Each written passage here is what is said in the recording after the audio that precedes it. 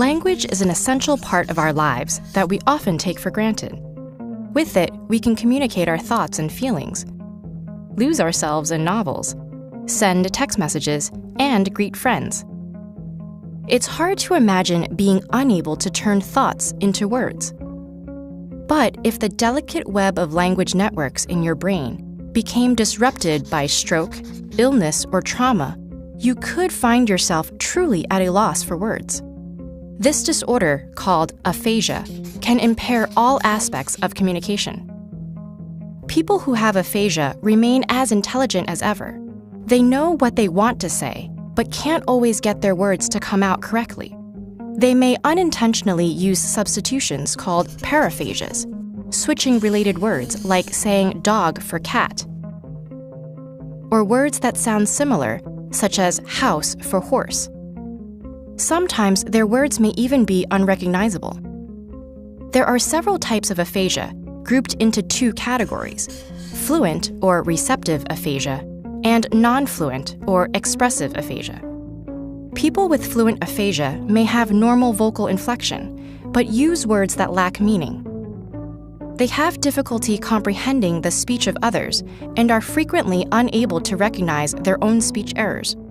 People with non-fluent aphasia, on the other hand, may have good comprehension, but will experience long hesitations between words and make grammatical errors. We all have that tip-of-the-tongue feeling from time to time when we can't think of a word. But having aphasia can make it hard to name simple everyday objects. Even reading and writing can be difficult and frustrating. So how does this language loss happen? The human brain has two hemispheres. In most people, the left hemisphere governs language. We know this because in 1861, the physician Paul Broca studied a patient who lost the ability to use all but a single word, tan. During a postmortem study of that patient's brain, Broca discovered a large lesion in the left hemisphere, now known as Broca's area. Scientists today believe that Broca's area is responsible in part for naming objects and coordinating the muscles involved in speech.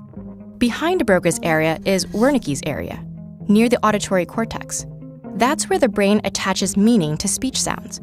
Damage to Wernicke's area impairs the brain's ability to comprehend language.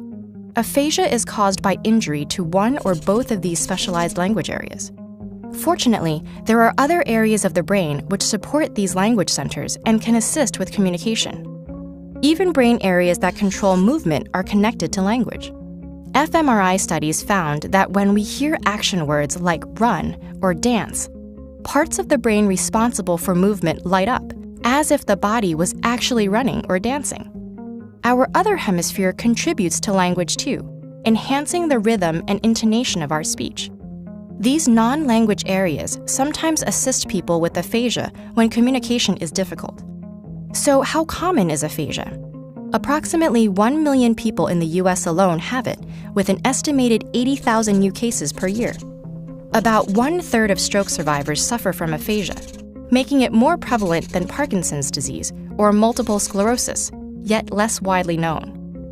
There is one rare form of aphasia called primary progressive aphasia, or PPA, which is not caused by stroke or brain injury, but is actually a form of dementia in which language loss is the first symptom. The goal in treating PPA is to maintain language function for as long as possible, before other symptoms of dementia eventually occur. However, when aphasia is acquired from a stroke or brain trauma, language improvement may be achieved through speech therapy.